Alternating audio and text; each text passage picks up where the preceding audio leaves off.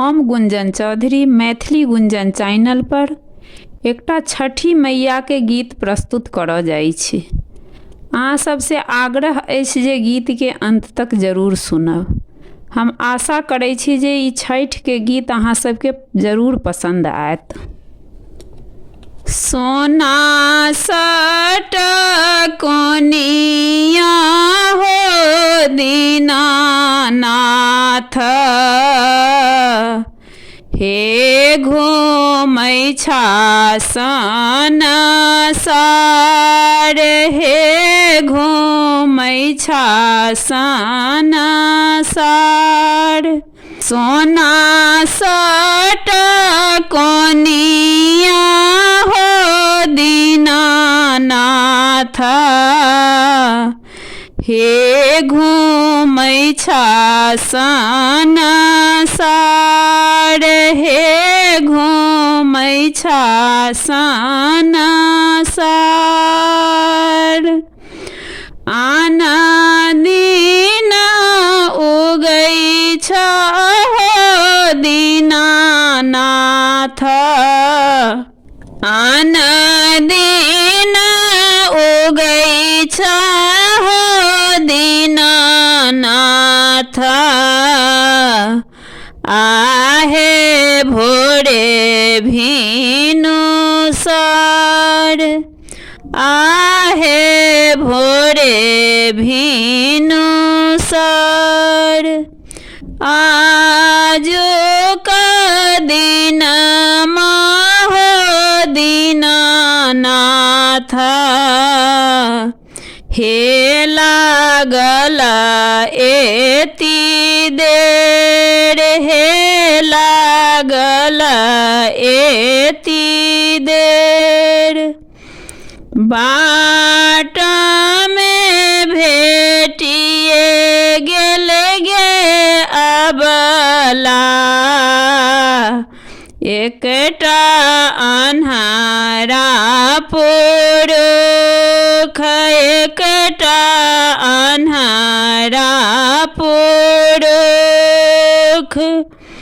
आँखिया दे आइते गे अबला, हे लागल एति बेर, हे लागल एति बेर। सोना सट कोनिया हो दीनानाथ,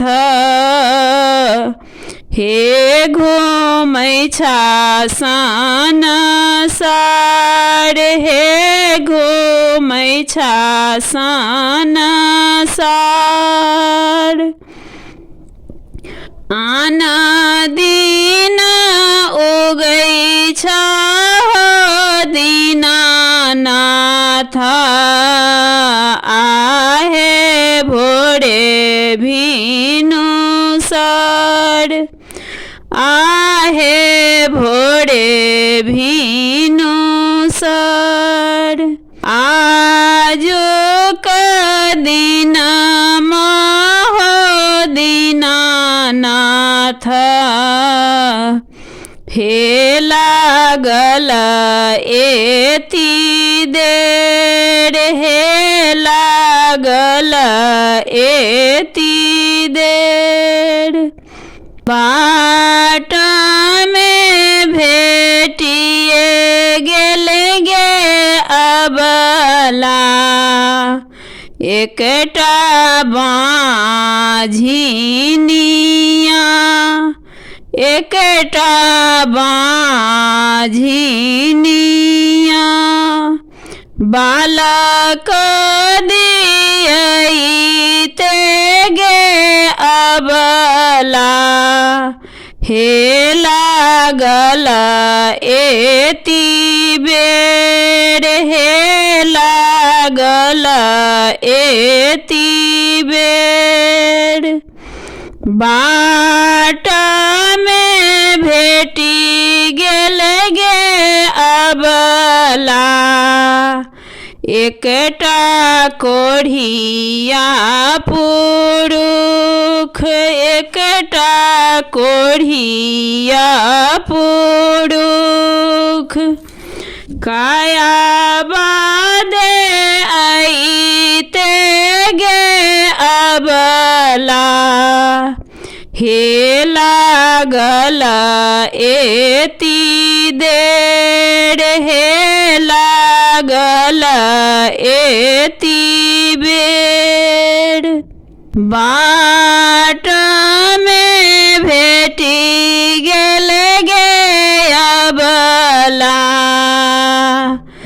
एकटा लंगड़ा पुरुष एकटा लंगड़ा पुरुष पैर दे आईते गे अबला हे लागल एती बेर हे लागल एती बेर बाट में भेटी गेल गे अबला एकटा निराधन पुरुष एकटा निराधन पुरुष धन